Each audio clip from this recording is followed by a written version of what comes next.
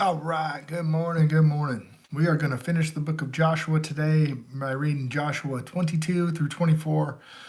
This is day 88. Blue Letter Bible app, Bible in a Year. I think I wrote that in the comments or whatever. So anyhow, day 88, Blue Letter Bible app. This is chronologically. So we will go through the Bible as it goes. The order of the Bible isn't set up chronological. But Blue Letter Bible app has figured it out for us, and they're helping us. Thank you. When Joshua called the Reubenites and the Gadites and half the tribe of Manasseh, and said unto them, Ye have kept all that Moses the servant of Jehovah commanded you, and have obeyed my voice in all I have commanded you. Ye have not left your brethren these many days unto this day. I have kept the charge of the commandments of Jehovah your God. And now Jehovah your God hath given you rest unto your brethren, as he promised them. Therefore now return ye, and get to your tents, and unto the land of your possession, which Moses the servant of Jehovah gave you on the other side of the Jordan. But take diligent heed to do the commandments of the law, which Jehovah the servant of Jehovah, Moses the servant of Jehovah, charged you, and love Jehovah your God, and walk in all his ways, and keep his commandments, and cleave unto him, and to serve him with all your heart and with all your soul. What's the first and great commandment? We love Jehovah with all our heart and all our soul. And that's out of Deuteronomy 6. Oh, Master, what is the most important commandment in the law? In the law.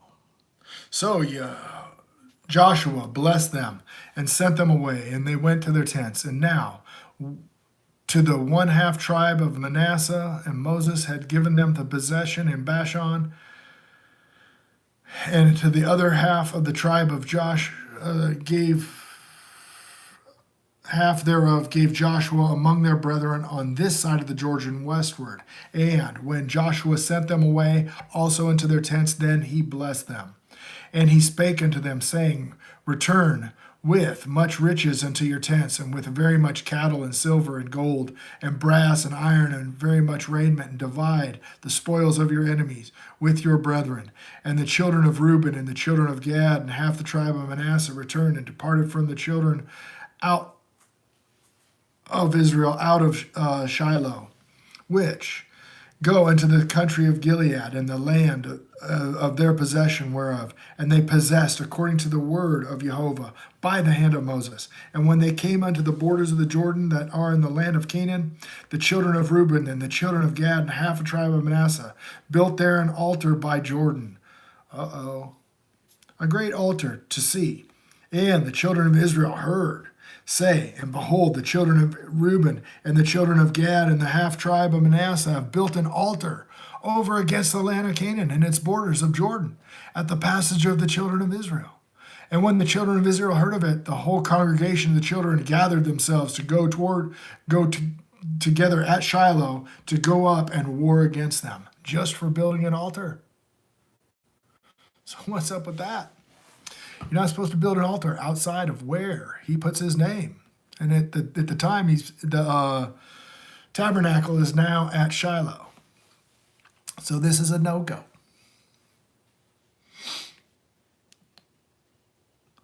And the children of Israel sent unto the children of Reuben and to the children of Gad and the half tribe of Manasseh into the land of Gilead, Phinehas, the son of Eleazar the priest. So if Phinehas shows up, he means business. And with him 10 princes of each of the house of the prince thereof throughout, and all the tribes of Israel, and each one was the head of their house and their fathers among the thousands of Israel. And they came unto the children of Reuben, and to the children of Gad, and to the half tribe of Manasseh, and into the land of Gilead, and he spoke with them, saying, Thus saith the whole congregation of Jehovah, What trespass is this that ye have committed against the God of Israel, to turn this day from following Jehovah, in that ye have builded an altar that ye may rebel this day against Jehovah? That's a question. Is this the inquiry of Peor too little from us, which we are not cleansed until this day? Although there was a plague in the congregation of Jehovah, and that ye must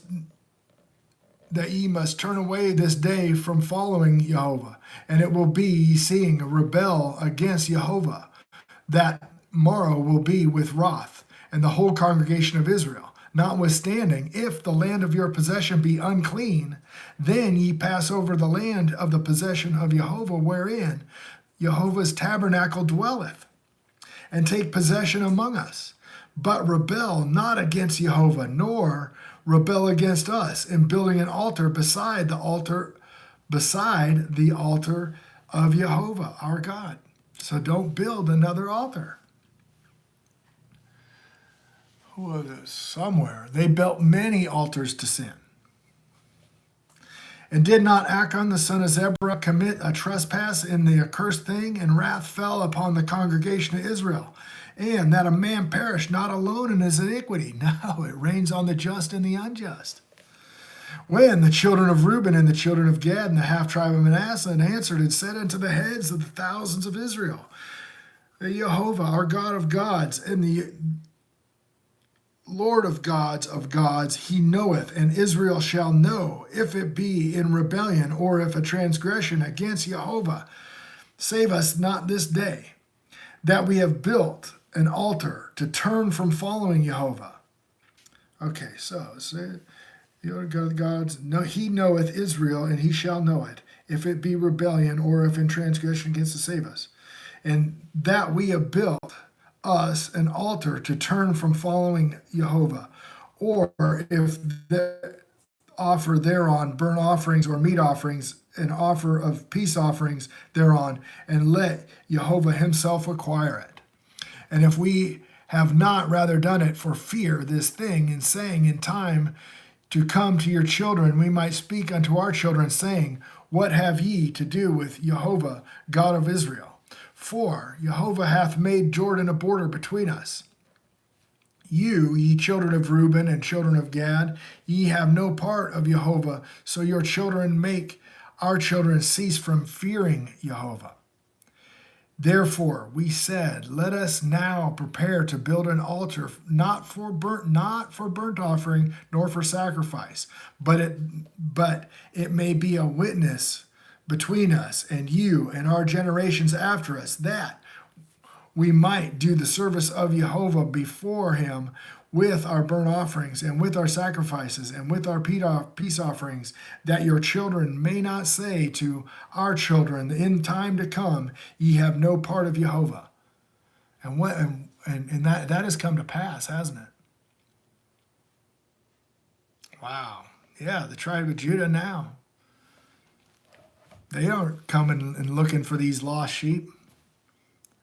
They aren't even lost sheep yet. They become the lost sheep of Israel after 2 Kings. After they start doing sacrifices outside, not where the tabernacle is, or not where the temple is. Wow. So we've got a little a glimpse at what's to come. Therefore we said that it shall be, when we should say to our generations in time to come, that we may say again, behold the pattern of the altar of Jehovah, which our fathers made, not for burnt offerings, nor for sacrifices, but this is a witness between us and you. God forbid that we should rebel against Jehovah and turn this day from following Jehovah to build an altar for burnt offerings and offerings of meat offerings and offerings for sacrifice besides the altar that Jehovah our God that is before his tabernacle. Deuteronomy 12 and Deuteronomy 16, over and over and over again, it says, do not make your sacrifice wherever you want in your gates. No, where I put my name. And that's Jerusalem. Where I put my name. Okay. 1 Kings 12. It's right after Solomon. You've got because Solomon built altars for other gods, the kingdom gets split up to the northern tribes and the southern tribes.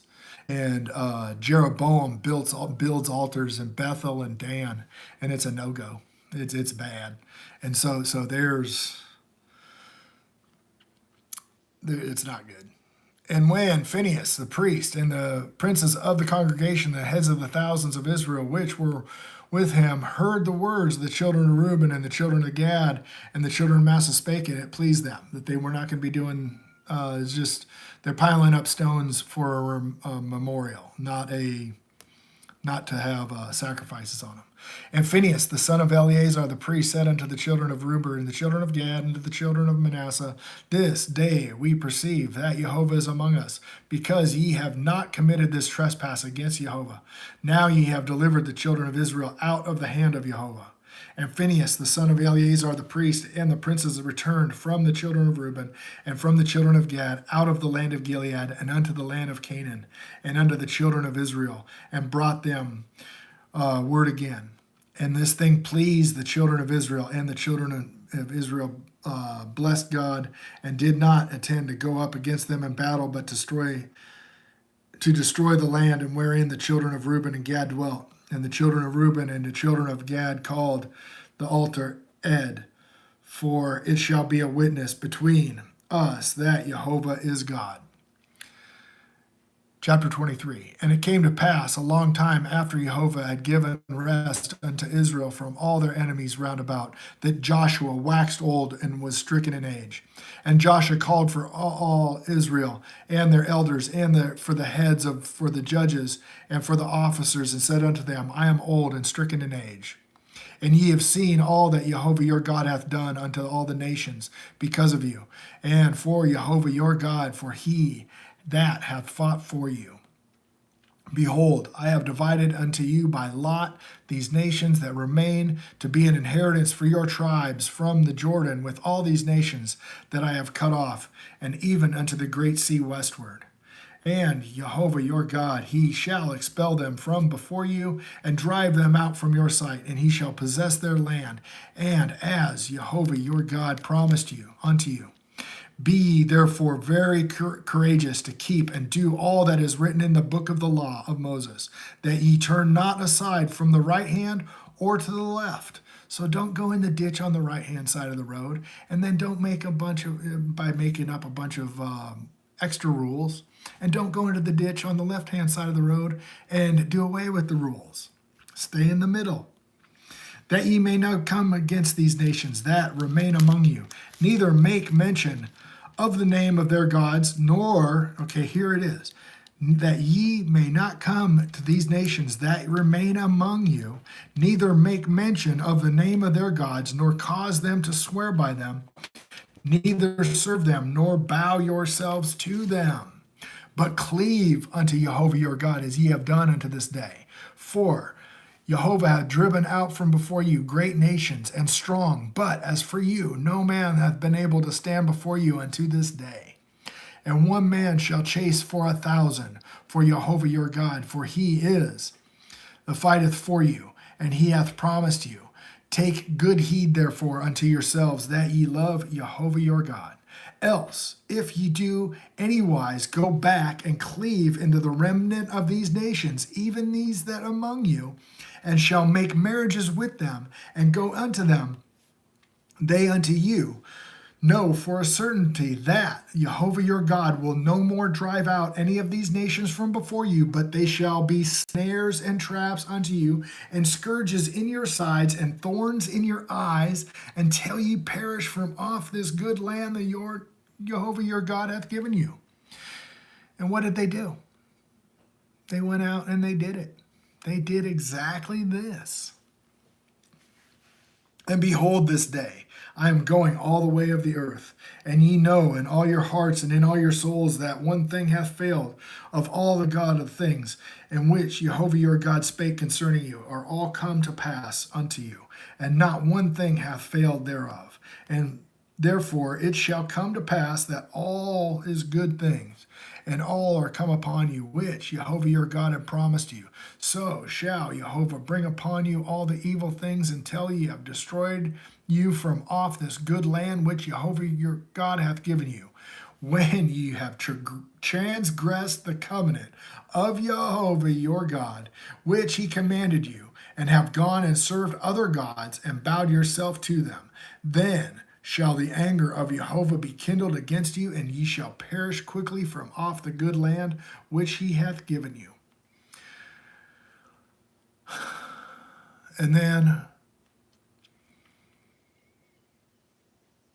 the Council of Nicaea and the Council of this and the Council of that decide to synchronize, it's called syncretism, with the pagans around about, and they start worshiping God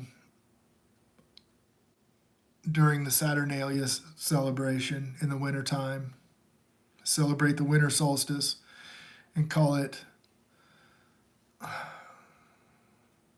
Messiah's birthday. That's a lie. It's bull. It's knowing that's it's doing exactly what he's warning them to do not hear. To do not hear. Now I'm even speaking in KJV. Wow. Whew.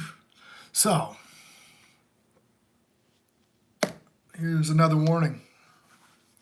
At the end of Joshua 23. And Joshua gathered all the tribes of Israel and all the tribes of Shechem, and he called for the elders of Israel and all their heads and the judges and their officers, and they presented themselves before God.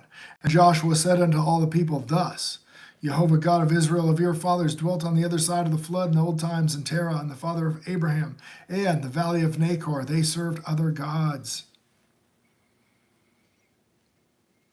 And I took your fathers Abraham from the other side of the flood and led him through all out the land of Canaan and multiplied his seed and gave him Isaac. And I gave unto Isaac Jacob and Esau, and gave unto Esau Mount Seir to possess it. But Jacob and his children went down to Egypt. And I sent Moses and Aaron and plagued Egypt according to all that I did among them. Afterward I brought you out. And I brought your fathers out of Egypt, and ye came unto the sea, and the Egyptians pursued after you and your fathers with chariots and horsemen unto the Red Sea. And when they cried unto Jehovah, and he put darkness between you and the Egyptians, and brought the sea upon them, and covered them in your eyes, and I have done in Egypt, and ye have dwelt in the wilderness a long season. A long season is 40 years, apparently. And I brought you unto the land of the Amorites, which dwelt on the other side of the Jordan, and they fought with you, and I gave them into your land, and that ye might possess their land, and I destroyed from them before you. Balak, the son of Zippor, the king of Moab, arose and warred against Israel, and sent and called Balaam, the son of Beor, to curse you. But I would not hearken unto Balaam, therefore he blessed you still, so I delivered you out of his hand.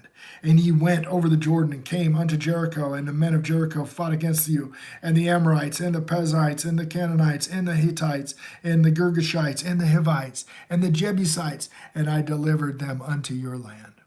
And I sent out the hornet before you, which drave them out from before you, even the 2 kings of the Amorites, but not with the sword, but nor with the bow. I have given you the land for which ye did not labor, and the cities which ye built not, and ye dwell in them, and the vineyards and the olive yards which ye planted not, do ye eat.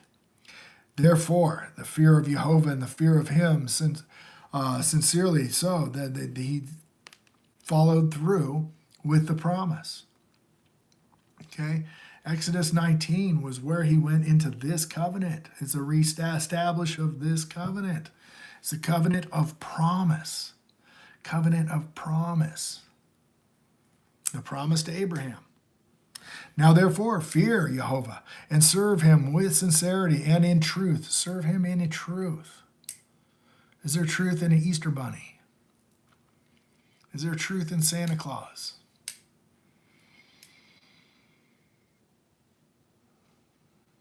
As soon as you mix something that's holy with something that's an abomination, it's an abomination. It's no longer holy. I desire mercy, not sacrifice. Go find out what that meaneth. That's Matthew 9. Go find out what that meaneth. I desire mercy, not sacrifice. Sacrifices, we don't even understand it, but if you're having a holy festival, that meal comes from a sacrifice. So if we are having an abomination, a ham, celebrating the Easter Bunny,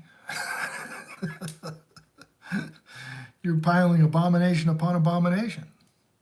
And if it seem evil unto you to serve Jehovah, you choose this day whom ye will serve, whether the gods of your fathers served that were on this side of the flood, or the gods of the Amorites, in whose land ye dwell. But as for me and my house, we will serve Jehovah. We're not going to be doing that junk. And the people answered and said, God forbid that we should forsake Jehovah to serve other gods. And everybody has been tricked into serving other gods. They don't even know it. They don't even know why. Because they didn't go search out what that meaneth. In Matthew 9, when Yeshua says, go find out what this meaneth.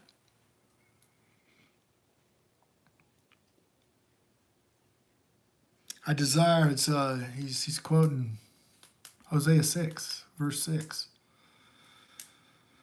I desire the knowledge of God more than burnt offerings.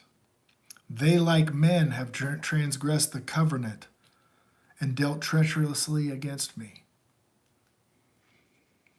Then you could read Hosea 4:6 if you want to know something about the knowledge of God. For Jehovah, this is verse 17, for Jehovah our God, if he that brought us up and our fathers out of the land of Egypt from the house of bondage, and which did the great signs in our sight, and preserved us all wherein we went, and among the people through whom we passed.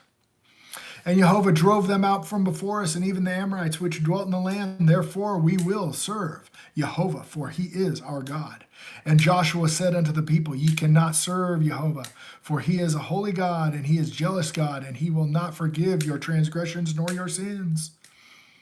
If ye forsake Jehovah and serve strange gods, then he will turn to you and hurt and consume you, and after that he hath done you good. And the people said unto Joshua, nay, but we will serve Jehovah. And Joshua said unto the people, ye are a witness against yourselves that ye have chosen you, Jehovah, to serve him. And they said, we are witnesses. Now, therefore, put away, he said, the strange gods which are among you, and incline your heart unto Jehovah of Israel. And the people said unto Joshua, Jehovah our God will we serve, and his voice we will obey. And Joshua made a covenant with the people that day, and set them a statute and an ordinance in Shechem. And Joshua wrote these words in the book of the law of God, in the book of the law, and took a great stone and set it under the oak. And it was a sanctuary of Jehovah. And Joshua said unto all of the people, behold, this stone shall be a witness for us, that he hath heard the words of Jehovah, and he spoke unto us. And it shall therefore be a witness unto ye this day, lest ye deny your God. So Joshua let the people depart, and every man unto his inheritance. And it came to pass after these things that Joshua the son of Nun, the servant of Jehovah, died, being 110 years old. And they buried him in the border of his inheritance in Timnath-serah, which is in the mount of Ephraim, on the north side of the hill of Gash, or Nash, and the children served Jehovah all the days of Joshua and all the days of the elders which overlived Joshua, and which had known all the works of Jehovah that he had done for Israel. And the bones of Joseph and the children of Israel brought up out of Egypt, they buried in Shechem in a parcel of ground which Jacob bought of the sons of Hamor, the father of Shechem, for 100 pieces of silver. And it became an inheritance of the children of Joseph. And Eleazar, the son of Aaron, died, and they buried him in a hill that pertained to Phinehas his son, in which was given to given him in Mount Ephraim. All right, so that is the book of Joshua. And Joshua, a type and shadow. The word Joshua means Jehovah is salvation. Okay, and you would pronounce that Yeshua. Joshua. Our Messiah's name is Yeshua, same as Joshua, son of Nun. Jehovah is salvation. I come in my Father's name. I come in my Father's name, but they know me not. One will come in his own name, in him ye shall follow, or something. That's John 5:43 or something. John 5:43, 42, 43, John 5:43. Come in my Father's name. So that's a big deal. The name is a big deal. So that's Joshua. And he ends it by just hammering the point home, not to serve those other gods.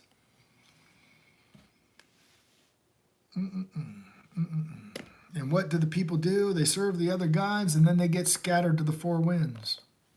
All right, so the next one is the book of Judges. Will be coming up. I'll read that tomorrow. Book of Judges, like 1 and 2, I believe. Isn't it weird that they didn't start out with kings? They start out with judges. And then Jehovah would be the king. Didn't need a kings. They had Jehovah, and then Jehovah was assigning judges. And what does everybody say now? No, you shouldn't judge. Oh, loving thy neighbor as thyself means to rebuke sin, so that your neighbor doesn't suffer the sin and end up in the lake of fire. Loving thy neighbor as thyself is keeping people off the railroad tracks, folks. Doesn't mean making them sandwiches, although making them sandwiches is nice. I love you guys. I'll talk to you later.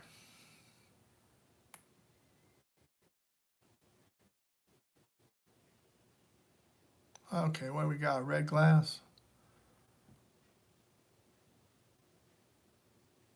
Yeah, and Yeshua is his name, and he died for everybody.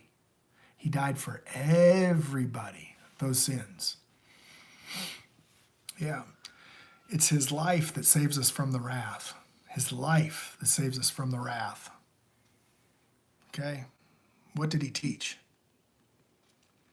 Sin no more. Love you.